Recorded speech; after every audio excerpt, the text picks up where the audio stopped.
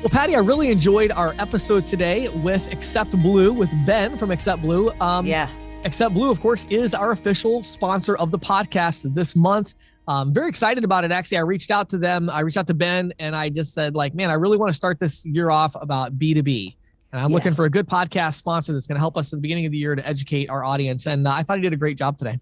I do. And you know, we have to really impress upon folks what a huge opportunity this is. And I think the solution that accept.blue offers is a really easy way to move into that market. I think people are going to be really surprised. I think they're going to find it quite enlightening what Ben has to say.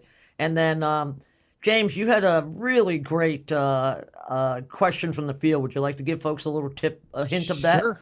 Yeah. So I was talking about what do you do when you don't have time for prospecting? You know, oftentimes your follow-ups just, pile up and you just feel overwhelmed by that. And next thing you know, you haven't prospected for 2 weeks. And then all of a sudden your pipeline's dry, you got nothing and you're going, what happened? So I just talk about kind of how to manage that and efficiently and kind of understanding the dynamic of why that happens in the first place and how to avoid it. And then Patty, cashless ATMs today.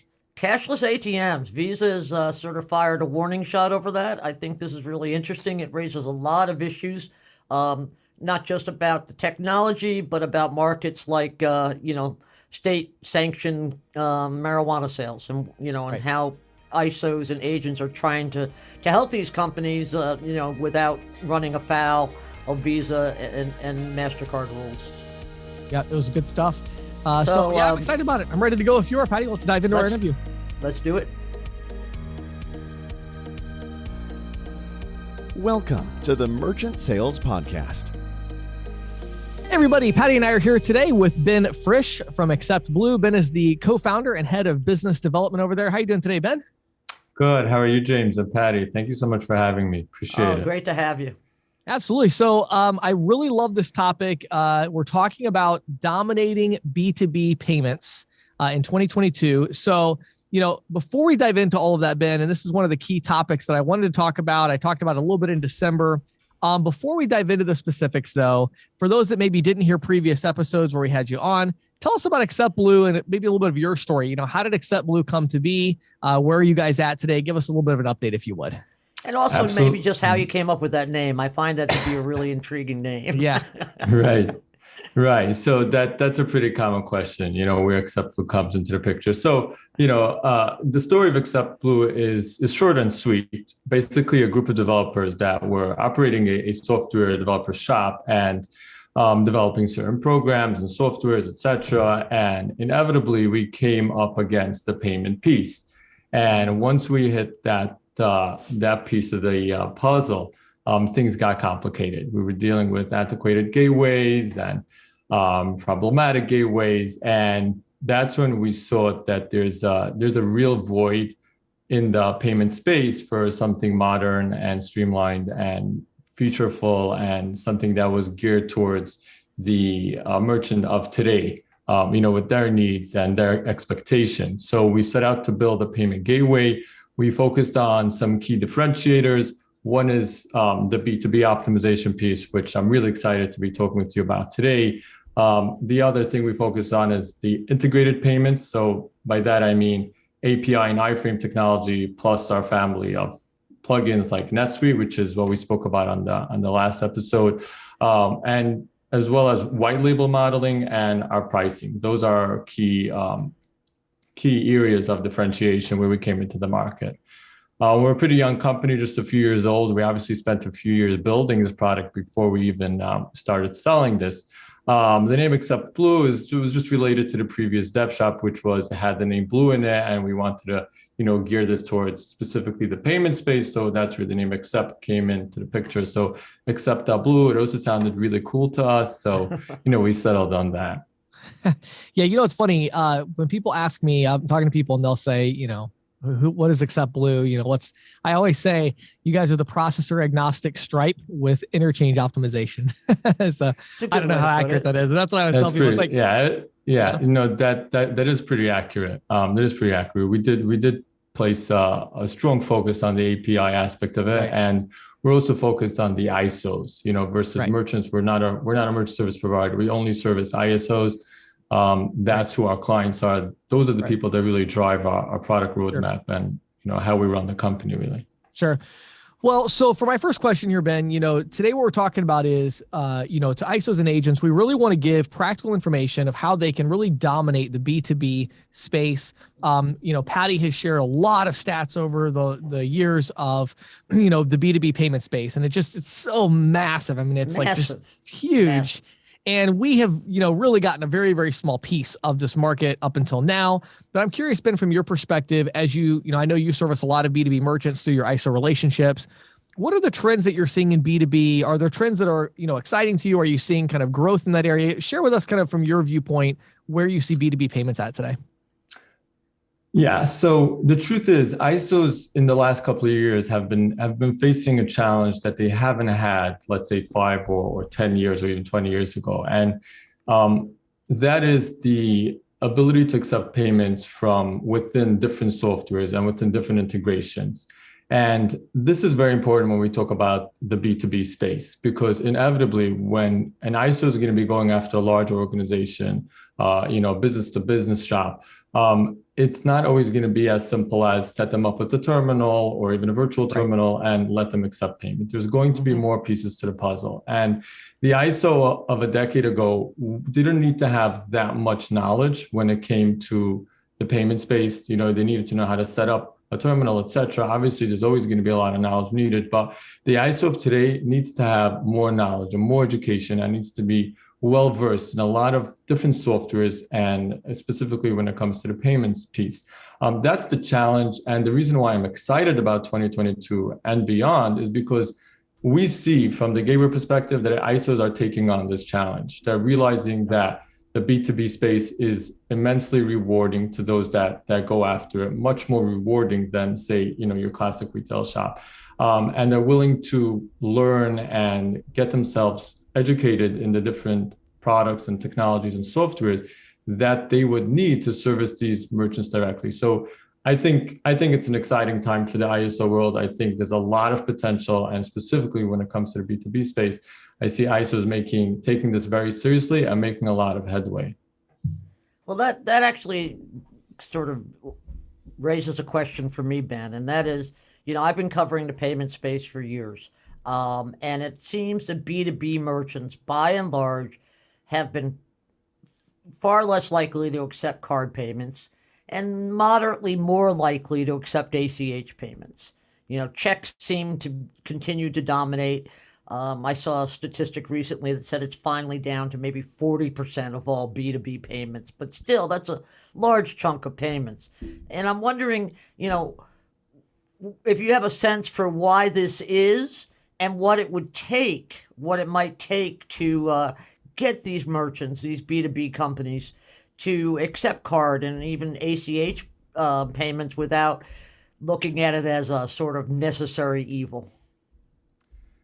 Yeah, so that's a great question. And I think it comes down to cost, right? When we're dealing with a small merchant that's, their total transaction volume is, let's say, $100,000 a year or $200,000 a year. That 2 to 3% is significant, of course, but it's not that significant. When we're talking about larger B2B shops that are easily processing hundreds of thousands or even millions of dollars a year, 2 to 3% of processing fees is a very big deal. And it's obviously going to be a roadblock for them when somebody comes and tells them, why don't you accept cards? It's only going to cost you 3%.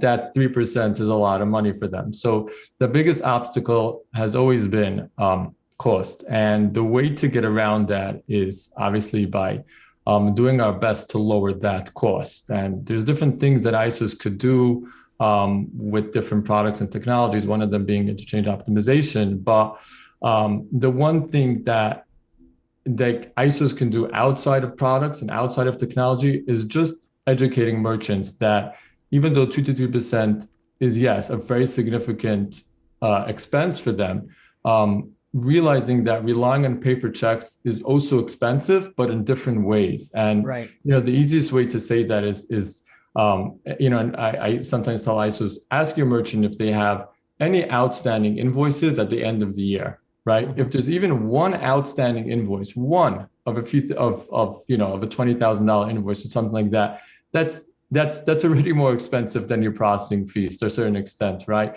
Relying on paper checks, which has always been the go-to payment method of B2B industries, is expensive once the merchant comes to realize that there's other expenses other than processing costs related to the paper check. There's the people that need to manage it. There's the chasing after the merchant. There's the outstanding invoices. So I want to talk about the technology. And there's also the collection float. I mean, It's even 100%. with technology, it's still a lot. There's still collection float in mail float and collection float that hampers Absolutely. them, right? Yeah. So Ben, let's dive into the optimization. You've touched on it a few times here. Interchange optimization. I think, at a high level for maybe our listeners who don't fully understand, of course, is where we're taking, the interchange that a card would clear at, and we're getting a better interchange rate by providing additional data.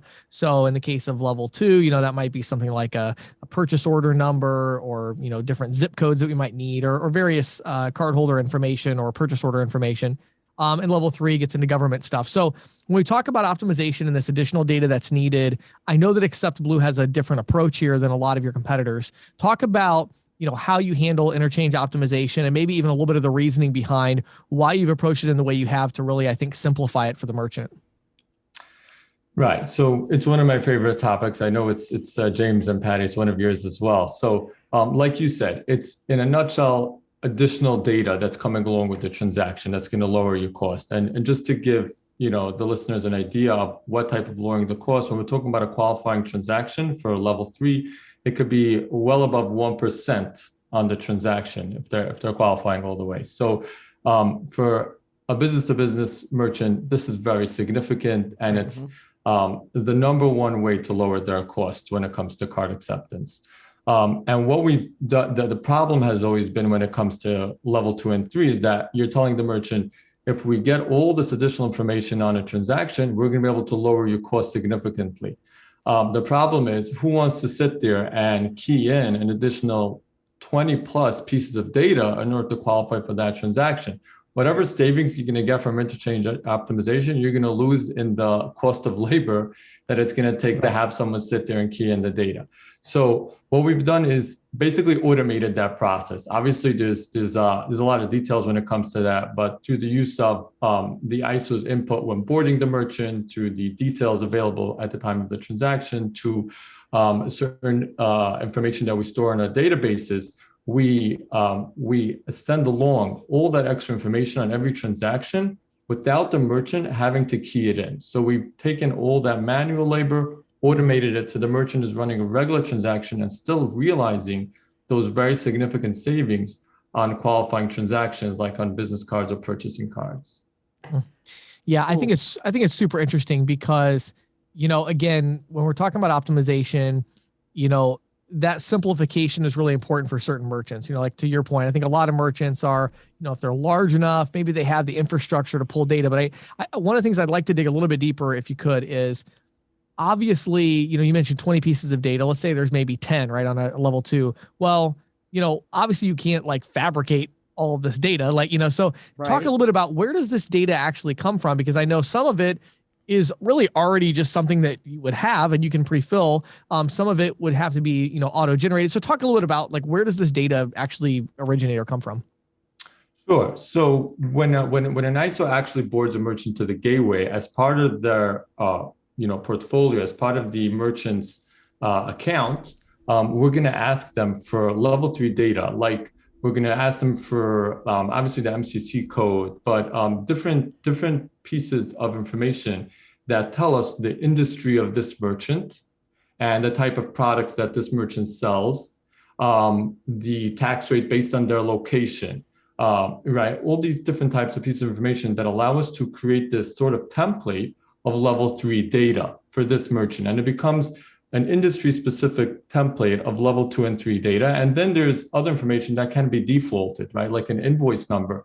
Even if there isn't an actual invoice number supplied for this transaction, we can just auto increment, invoice numbers for this merchant's transactions, right? The fact that it has to be a per item, or the different rules and regulations that the card brands have for level 3, a lot of it can be defaulted, can be templated.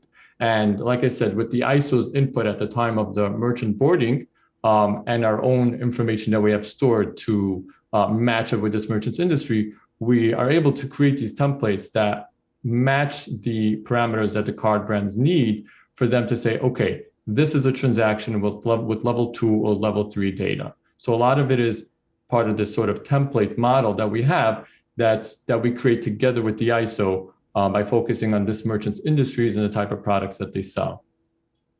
Is that something that you do as each merchant is boarded, or is it more a transaction by transaction building of the template?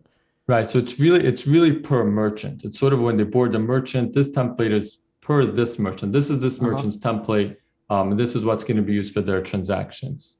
Okay, cool. Thank you. Thank you for clarifying that for me. If you don't mind, I'd like to revert to one of my favorite topics, which is ACH. It seems to be, it's always been sort of a legitimate alternative for B2B payments, particularly for like service providers, like contractors and things like that. And I'm wondering, are you seeing growth in this area of the ACH application? And if so, what do you see driving that growth? So we've actually seen a lot of growth, even growth that surpassed our expectations when it came to the ACH segment. We certify to PAYA, VeriCheck as ACH processors, and we've seen a lot of ISOs and their merchants take advantage of ACH processing. So what's driving this growth? So one is cost. Right. I would think that would be the biggest driver, right? Because ACH is pretty inexpensive. Exactly. Obviously it depends on the pricing that an ISO has with an ACH provider, but for the most part, at least up to a certain threshold, they don't even have a percentage. They're not keeping a percentage. It's a per transaction fee. Right. Exactly. So that when you're, again, dealing with, let's say, B2B organizations that are slower to change and are concerned about costs, and you tell them, okay, look, it's ACH, it's the same check, it's just not paper, right? You can store the check on file, right? You can store the check in the gateway, in the customer vault, and just charge whenever you want. It's obviously, it allows ISOs to approach B2B merchants much easier. So cost is definitely a factor. The other thing we see is that, and this is very interesting, when you present more than one option to a merchant or even to an end customer and tell them, look, you can do card or you can do ACH. Card has these costs and ACH has a lower cost, right? Let's say we're talking to the merchant. The merchant will say, okay, I like that. I like the fact that I have ACH, but not even always will they use the ACH. They can then many of the times actually go ahead and use card transactions. So ISOs use this as sort of like a gateway to get into the B2B merchant and then capture the card volume as well, right? I'll say, look, I can give you ACH processing. It's not that expensive. And then you present the merchant with ACH or card, and many times the merchant will use both of them or even card more excessively than the ACH option. Do you see any impact from things like the move to same-day ACH in any way enhancing this option? And is there even any familiarity with these faster ACH options? So I think it's definitely a step in the right direction for sure. The one of the big problems with ACH has always been the amount of time that it takes for a card is next day funding. What are you going to do with ACH? It could take a couple of days. So shortening that takes away one of the biggest frictions when it comes to ACH acceptance. So I think that's definitely good news. Yeah. Right. And one of the things I wanted to unpack too from what you said, Ben, I really like kind of the sales tip you just gave, which I think is a really good one. I think what I heard you say there is, you're seeing ISOs have success going after these B2B merchants and saying, look, you're already taking paper checks. We're going to give you ACH processing. It also comes with card acceptance. And so you'll be able to accept ACH or card, and then you can choose, right, how you want to do this. And then the merchants are basically saying, yeah, we want that mainly because the ACH's pricing is so low. But then when they actually get it and they realize the benefits of the cash flow implications and the velocity of the payments that they're able to receive, all of a sudden it's like, oh, hey, we'll take the card payments too. Just pay us. We're excited. We're having less collections. I mean, is that kind of what you're seeing? Exactly that. Exactly that. It's a really good way to get your foot in the door and then capture that card volume as well. 100%. And then you're seeing, if you could clarify for me, when when you're boarding the merchant, obviously you're telling him or her you can do ACH or card. Are you finding that those merchants are then giving their customers a choice, or are they making the decision on their own?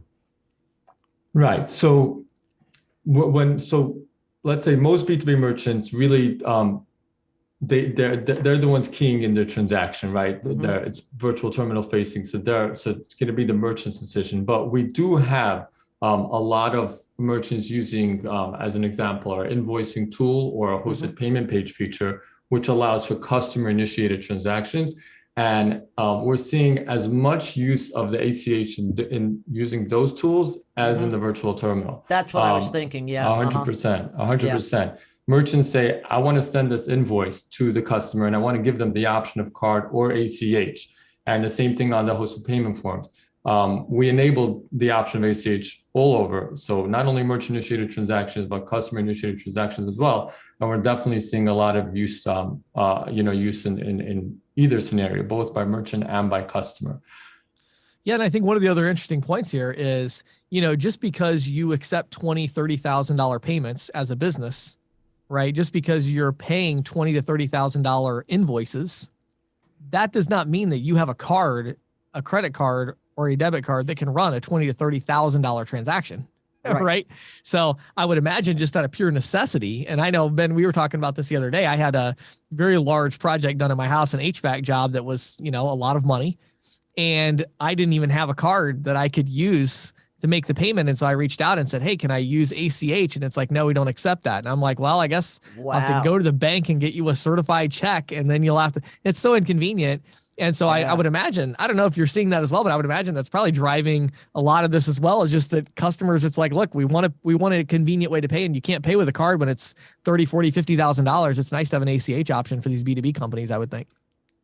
That's actually an excellent point, and I love that real life example. We keep on talking about B2B merchants, but the truth is, something I always communicate to our ISOs is that the service space is also very lucrative when it comes to like tools like ACH and invoicing. Very underdeveloped too. 100%, and they're easy to service. They basically just need a virtual terminal, obviously with invoicing capabilities and host payment pages, but and they use ACH a lot. It's not only B2Bs, it's the entire services industries, like landscapers and contractors and pool maintainers, and 100%. Right. Okay. So one last topic that I just want to touch on, that I'm obviously very passionate about, and that's this area of cash discounting, non-cash adjustments, surcharging, whatever you want to, all these different variants.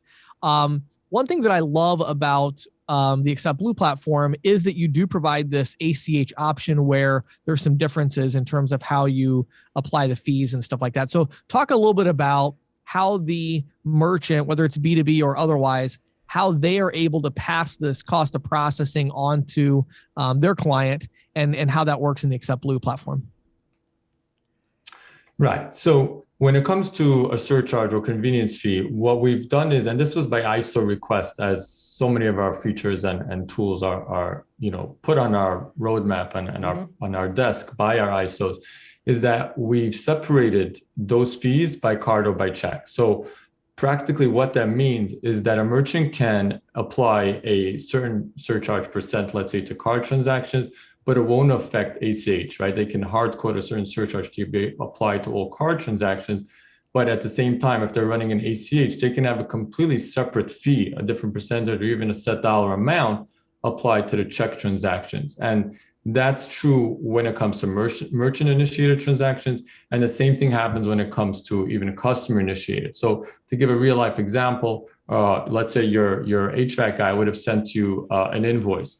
And when you get that invoice, that email, and you click on that link, you'll see two options. You'll see pay by card, with a certain surcharge amount that would be applied to the transaction. But if you choose check, you cannot have a surcharge at all. You can have a lower cost or just a set dollar convenience fee. One custom fee doesn't affect the other. Card and ACH are completely separate because they're so different, because the costs to the merchant are very different. So, when it comes to passing on that cost, obviously we understood right away when our ISOs told us that the passing on to the customers also has to be completely independent one from another. They have to be separate. Right. Yeah, and I think go ahead. Well, just to clarify for our listeners, and I know that probably most of them understand, but perhaps you interchange check and ACH, and that's because the ACH is basically an electronified check. There's some people that may not have caught that, Ben, and when you said check, I was like, huh? Yeah. If you pay by check, which also means ACH, you can. Yeah. The other thing I want to clarify too, Ben, I think if I understand the current state of the platform, when you use the word surcharge there, that's more meaning in the general term that it's something that's added on. It's not actually a compliant Visa surcharge that's only applied to credit. Right now, it's more of like a non-cash adjustment type or service fee that's applied to all card transactions. And I know you have some more things on the roadmap there, but is that correct? That is true. Yeah, right now it's more of a convenience fee. That would be the more accurate term for it. But we're very excited because we're working on a BIN API that would make our platform fully compliant and separate credit and debit, et cetera. Right. We hope to be rolling that out very soon. Cool. Awesome. Okay. So last thing I want to touch on here is I just would like for you to give us a little bit of an idea of the economic model, because, in your case, I know that that's a bit of a differentiator in terms of how maybe other gateways work with ISOs and agents. So talk about, that. And again, I know you probably can't get into all the details there, but give us whatever information you can of kind of how that economic model works and mainly how it's different from, your competitors. Love that question. So the truth is, I can actually give a lot of details. Our pricing is something that we've always been very transparent about. It's very clean and simple. So our standard schedule ATI to ISOs is a $50 setup fee per mid, $10 monthly per mid, and there's zero additional fees. So there's no transaction fees, and we're not going to charge you per feature like level 2 and 3 or ACH or invoicing, recurring customer vault, fraud protection, paying pages. We've taken a completely different route than other gateways in that an ISO doesn't feel like they're going to be nickel and dimed every time a merchant uses a different feature or clicks a different button. We like to call it like an all-you-can-eat buffet. So you'll pay $10 a month and you'll get everything that our payment platform provides, inclusive of that $10. And what we found is that, we'll have ISOs that come to us and say, my setup fee with a different gateway or my monthly fee is lower than yours, right? So you're branding yourself as a competitively priced gateway, but your setup fee is higher and your monthly fee is higher. And what we do is we tell them, why don't you just get your total cost for this specific merchant, on the other gateway and see how that stacks up. And inevitably, by the time they're done, calculating all the different costs associated with a merchant that uses different tools, more often than not, it'll be higher than our $10 a month, right? And they'll say, right, you know what, there are real savings with this model. And it's obviously a game changer for ISOs to be saving on their gateway fees month after month. And is that, just out of curiosity there, are you billing direct to the merchant, direct to the ISO, either way? Like, how does that work? Right. So one of the things that we differentiate ourselves with is our white label model, which means every ISO has the product completely branded to their ISO office, their ISO brand. To that end, we prefer not to bill the merchant directly. Sure. We sort of say, we're the gateway provider. We're going to service the ISOs. ISOs, you take this product, brand it, own it, and present it to the merchants. One of those pieces is, you set your own pricing with the merchant, you bill them, we're just going to bill you. That's our preferred model. That's what 95+% of our ISOs use.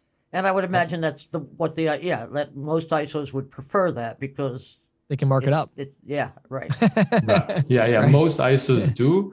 We definitely have some ISOs that say, we've never done the billing. We like when the gateway does the billing, and obviously, that's something we'll support. But we strongly recommend and push, the first model.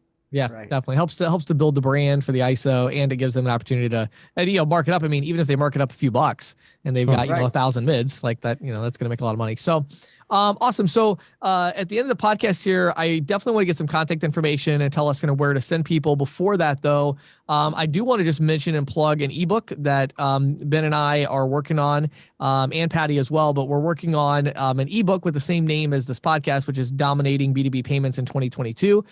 Very excited about that. We're going to have that out at the end of the month. So if you're one of our subscribers, obviously you'll get an email to that effect. Definitely make sure you're on the CC Sales Pro email list at ccsalespro.com.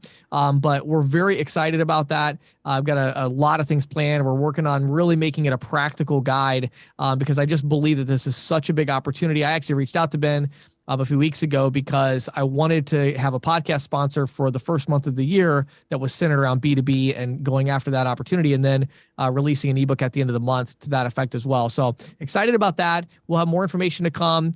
Ben, where would you send people if they want to learn more about accept.blue and working with you guys? Sure. So they can go to accept.blue, no .com, no .net, just accept.blue. That's a pretty common mistake. It's also not related to American Express, right? I've had people say, yeah. People, I'm sure people bring that up with you, right? Yeah, someone recently messaged me like, "Wait, I didn't know American Express has a gateway." I'm like, I'm not American Express. I've got nothing to do with American Express. So our website is accept.blue. Anybody can email me directly. It's ben@accept.blue. And I'm excited as well for the ebook. James, Patty, I think both of you, I'm a big fan of you guys and your programs. I think both of you do a phenomenal job at educating ISOs and agents with all the knowledge that they need to successfully sell. So thank you so much. And congratulations on an amazing job. Well, thank you very much. And to plug the ebook myself, I think the beauty of the ebook for people will be this podcast has been very enlightening, I'm sure, for many people, but the ebook gives you something to go back and reference and study, and it dives a little bit deeper than we were able to do here. Yep, absolutely. Well, Ben, thanks again for your time. I appreciate it as always, and I hope you have a fantastic day. Thank you. You too, Happy James New and Year. Patty. Thank you.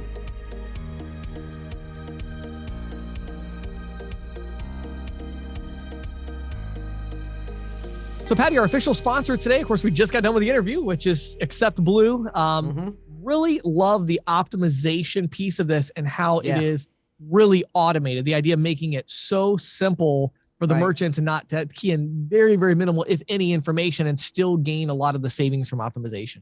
And I think, a lot of merchants, sort of look at that process, the traditional optimization process, and say, oh man, it's not worth their effort, and by automating this, and it's such a simple automation process, it seems to be, they develop these templates that, I think is going to make a huge difference in selling B2B. I agree. And again, when you're talking about going after B2B merchants that are doing $30,000, $40,000 transactions, when you can save them 80 basis points, 100 basis points on that transaction, that's $400. That's a huge amount on each transaction that you're able to save. It's a game changer, and it can a lot of times allow you to get your foot in the door. So if you haven't done so already, pause the episode right here and go to accept.blue. So there's no .com or .net, as Ben told us a little bit ago. It's accept.blue. And you can click right there on the contact us. They have some partner pages there to learn more, but reach out to them, get a demo. I think once you see it, you'll love it. And then also stay tuned for later in the month when Patty and I and Ben come out with our ebook we're working on together about dominating B2B payments in 2022. I think you'll really like it. Yeah, I think so too. And now, here is Questions from the Field with James Shepard. So Patty, the question today actually comes from a consulting session that I had yesterday with a smaller ISO. They have like 5 or 6 agents, and I had a consulting session with the CEO and their new sales manager. Right. And we were just talking about some different things. And one of the topics that came up is, as you start to enforce some accountability, or you're an individual agent and you start to work harder and you do prospecting, very, very quickly, you can actually get so many follow-ups that you don't have time to prospect. Sure. I can see that. And so, you start your week off and you're like, all right, I got to look at my schedule, and you're like, okay, I have, 50 people that are interested. that I need to follow up with. Well, when am I going to prospect? And I'll give you the short answer to this question, and then I'll explain it. The shorter answer is prospect anyway. Right. And even if you only have 15 minutes, that's 15 minutes you wouldn't have. Well, no, I would say prospect at least 2 hours a day.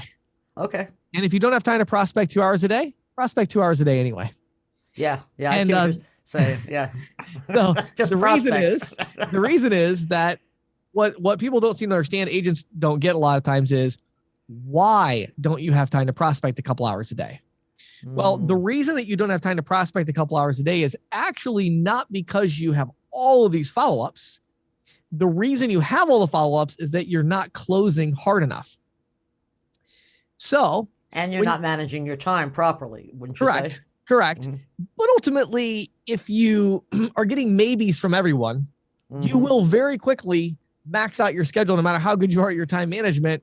If you have to follow up with everybody 7 or 8 times before you get a sale, rather than 1 or 2 times, then inevitably you're going to waste a lot of your time. And there's this belief that salespeople have. And so it's like, if you're a salesperson listening right now, think about the answer to this question for yourself. Okay. Think about your pipeline right now of, everybody that's in your pipeline, meaning every contact that you have some kind of next action step with that you're working on. Okay. Right. In your mind, how many actual sales do you believe you're going to get from that group of people? So let's say you have 30 people in your pipeline. In your mind, how many sales are you going to get? Well, most salespeople have they vastly overestimate the number of sales they're actually going to end up with. Sure. So they're like, well, these 30 are really good. They all really like me. I feel really good about them. And it's like, well, if they really like you and you had a really good connection, why are they not already your client? Why are they not signing? Yeah. Yeah. And the reason is that, frankly, many of them are really not interested. They're just stringing you along. Yes. And they just don't want to say no because they're really nice. And maybe they do like you because you're very likable. But ultimately, you are wasting your time with a large percentage of them. So if you have 30 follow-ups, odds are you're probably not going to close more than 20% of those. Yeah, that's what I was thinking. Right. So, you might have 6 sales out of that 30.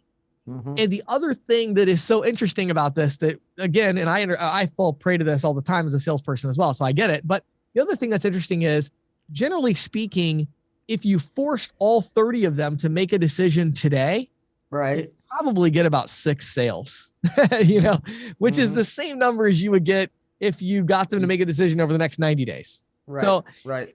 The truth is, there are people in your pipeline who are interested. There are people in your pipeline who are not interested. Right now, are there some that have a variable that's making it impractical or even impossible for them to make a decision now? Yes. So you might have somebody who they don't have a copy of their processing statement and they really want to see if you're going to save them money. Right. Maybe they have a point of sale system and you don't even know if you can integrate with it and they're not willing to switch that. So that would make it a no-go for them. Maybe they have a business partner that actually, they're not just lying about it. That business partner actually really is involved in a decision. They can't make a decision without that business partner's approval. So those are examples of variables where, as a salesperson, this is where you do follow up, right? I'm not against follow up at all. I'm only against follow up once you have eliminated all of the variables to the decision. Once all the variables to the decision have been eliminated, then guess what you do next? Then it's get a decision. Like, that's it. You get a decision, yes or no. Right. It's sort of like, blank or get off the pot, as my grandmother used to say. Yes, exactly.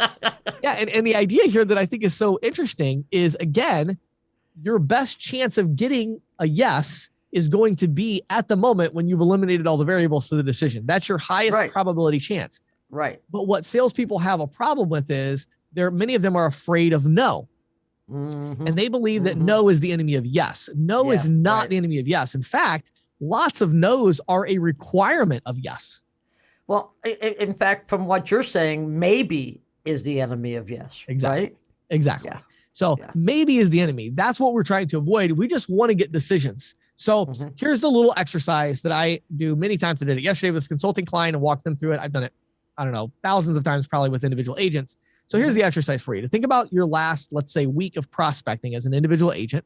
Okay. And ask yourself 2 questions. Number 1, how many people that you talk to, qualified contacts that you talk to, how many of them gave you a solid no? Okay. Of the people who did not give you a solid no, but also didn't give you a yes. So when you look at your maybes, right? On a scale of 1 to 10, how much do they like you at this point? You walked out of there without the sale. How much do they like you? A 10 being they invited you over for a family barbecue. A 1 being they called the police. Okay? Right. Where are you on this? Most salespeople will say, most salespeople that are struggling, again, going back to the original question, that are struggling with, I don't have time for prospecting. Most salespeople will say, oh, hardly anybody told me no, or nobody told me no. Everybody really liked me. And then I say, well, where are you on a scale of 1 to 10? They'll say, oh, everybody really likes me. I'm a 7 or an 8. So really? Yeah, absolutely. They didn't buy from them. Right. But they really like you. They just didn't buy from you. Really? Is that possible? You know what I mean? That's like people that are dating and are saying like, I had this really strong connection with this girl that I met at the bar. She wouldn't give me her number, but I think she really likes me. Right. No, she doesn't. You can tell because of her actions, right? So when a merchant is not your client and you've already met with them and you've eliminated the variables of the decision and they are not your client, they actually don't like you or trust you as much as you think. And the way I can tell is that they're not your client. Their client. So, exactly. Anyway. Right. But the idea, though, is on this likability scale, they'll say I'm a 7 or an 8. And so what I try to tell them is I say, look, here's what you need to do. You need to make yourself less likable. You need to leave that merchant at a 4.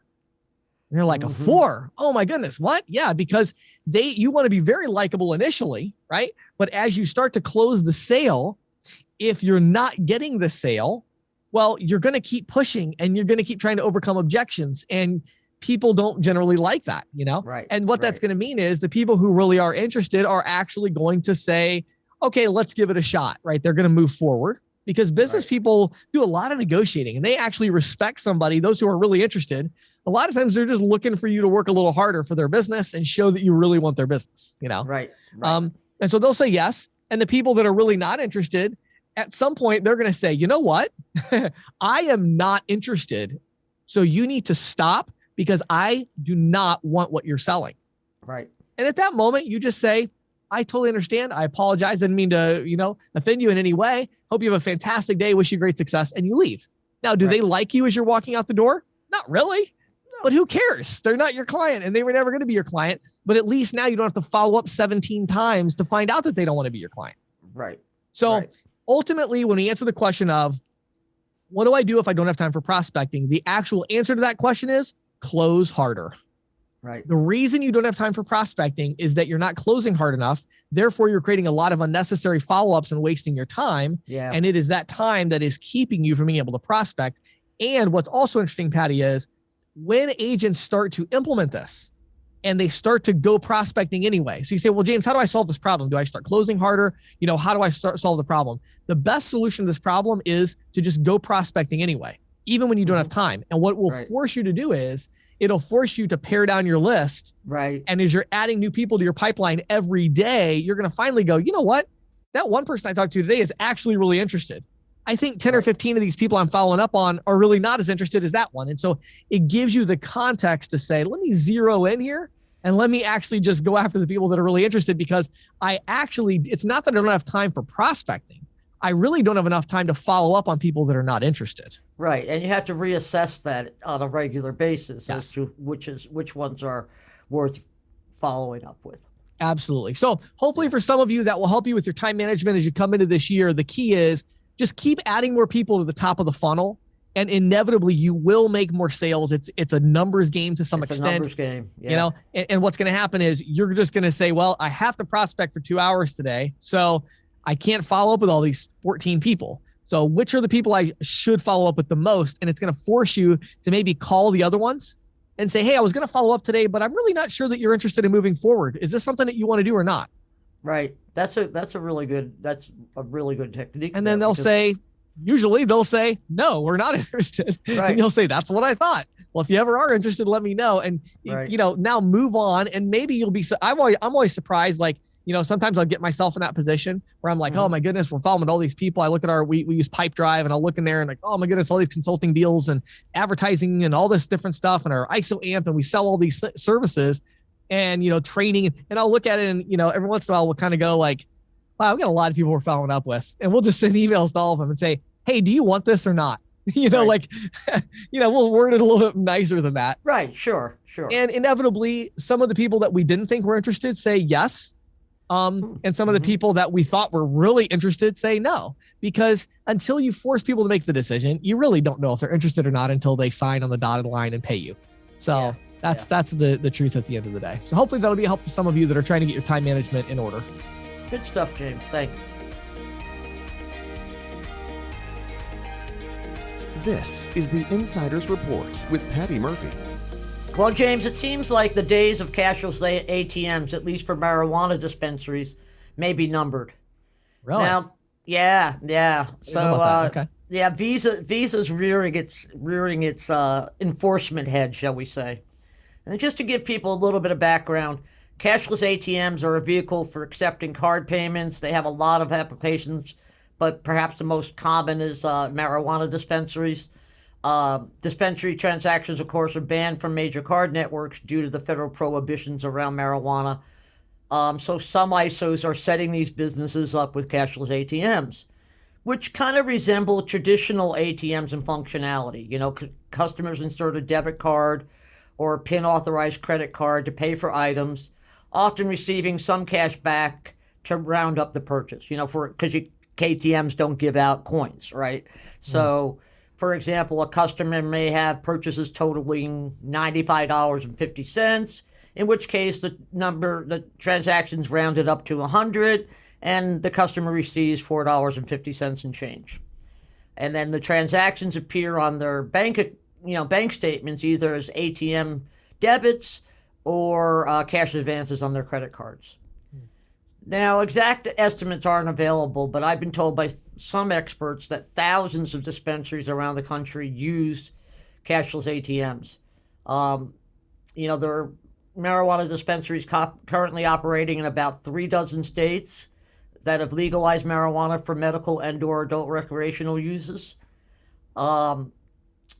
It's my understanding that these cashless ATM transactions are typically routed through the regional ATM networks, like Star, Shazam, Nice, those guys. Right.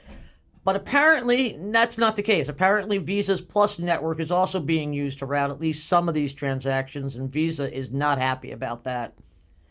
They sent out a compliance notice to acquirers last month, asserting that some companies are miscoding pot shop transactions. I like that, pot shops. Pot shop transactions as ATM cash disbursements in violation of its rules. And acquirers, have an obligation to stop this practice. The memo says, quote, acquirers will be subject to non-compliant assessments and/or penalties when they or their third-party ATM agents are found in material non-compliance with Visa rules. Now, the notice doesn't expressly mention cannabis shops, but it does note that cashless ATMs, quote, are primarily marketed to merchant types that are unable to obtain payment services, whether due to Visa rules, the rules of other networks, or legal or regulatory prohibitions. And of course, this latter category would cover marijuana dispensaries. Now, the Green Sheet interviewed Bruce Renard. He's the president of the National ATM Council, and he said that his organization's been told by Visa that it is taking a hard look at ATMs, cashless ATMs that use Plus, and that, quote, a number have been shut down, and that deployers of these devices have been cut off by their ATMs, ISO sponsoring banks, processors, etc. The Visa warning, it's interesting, comes as Congress grapples with the need for legal cover for financial institutions that want to do business with companies in the cannabis sector. And as a side note here, we're not just talking about marijuana dispensaries that are getting shut out of the banking system.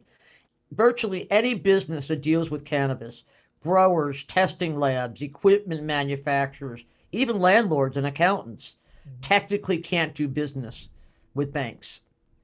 Now, the House passed legislation last year that would have given some protection to banks and credit unions from any legal or regulatory recourse for serving state-licensed cannabis shops and other businesses.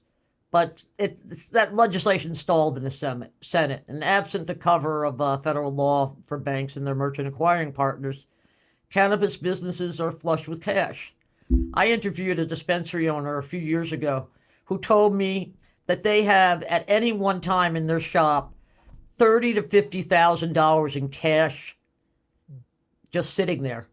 They have to actually rent vault space from non-banks and then hire armored cars to, take the cash to these vaults and protect it. Then they have to hire armored guards. I kid you not. They hire armored guards to accompany them to the tax offices where they pay their taxes. It's crazy. So, yeah, because they can't even get a bank account to deposit their cash. To deposit the cash, right? They have to do everything in cash. Everything in cash. And, just to put this in perspective, the retail market for cannabis last year was expected to top $17 billion. That's a lot of cash floating around there. And not surprisingly, these businesses become magnets for thieves. I read a report last month about one Colorado chain of dispensaries that had 15 burglaries or robberies during one 3-month period in 2020. Wow. And, it's interesting because I've had this conversation with friends. It's why a lot of municipalities just don't want the businesses there. They're like magnets for crime. Yeah. There's going to have to be at some point some kind of resolution so that banks can at least accept this cash. Right. And I think once banks are allowed to accept the cash, well, then Visa and MasterCard and the networks will become a little bit more accommodating. Right. But again, like I said, it's not just the people that sell, medical or adult recreational cannabis. It's the, CBD has become a big market. Yeah. That's a cannabis product, which technically you can't route those transactions through the networks. Yeah, which is insane. I mean, to me, regardless of your personal beliefs or political affiliation, there should be a pretty obvious distinction between something that's legal or illegal. Right. If something is legal, then why? But the problem is that it's legal at the state level. It's not at the federal level. Well, I understand. And that's where that's where Visa, MasterCard, and the banks kind of they're sort of stuck between a rock and a hard place. Yeah. Which is why some sort of legislation, is really important. And it's also, like you say, regardless of people's political beliefs, social beliefs, I read a survey last year that said something like close to 90% of adult Americans think it should be decriminalized and or legalized, use of cannabis. So there's a lot of public acceptance. Right. There's a lot. The states are making buckets of tax dollars from these shops. Right. Yeah, and it even seems like at the state level, it seems like the states would, it's like if you're going to legalize it, can't they provide protection for at least, local regional banks in their own state to say this is legal, so you may, they may have bank accounts. Actually, California tried to establish its own bank. Yeah. For that express purpose. Yeah. But the problem comes in that even if it's for your local banks, if they are FDIC insured, then they're federally regulated. Oh, sure. And that's the catch. Yeah, nobody wants to do business with a bank that's not FDIC insured. So exactly. Yeah, very interesting. Yeah, well, it'll be interesting to see how this plays out. I mean, it's I actually am kind of surprised it hasn't already played out again. I mean, it doesn't, regardless of your beliefs or whatever. I mean, we're in a democracy. Generally speaking, when 90% of the population wants something to happen, it generally does happen. Generally happens. Right. So. But it's sometimes. I mean, I blame a lot of it on the gridlock in Washington. It's a perception thing. It's a perception thing. Yeah. So. Well, definitely keep us posted on this one, Patty. I shall, James. Thank you. Thank you for listening to the Merchant Sales Podcast. Whether you are an industry veteran, processing executive, or just trying to learn about the payment space, we appreciate your time. The Merchant Sales Podcast is a joint production of Greensheet.com and ccsalespro.com, and we hope you will tune in next week for more information and tips on building your merchant services business.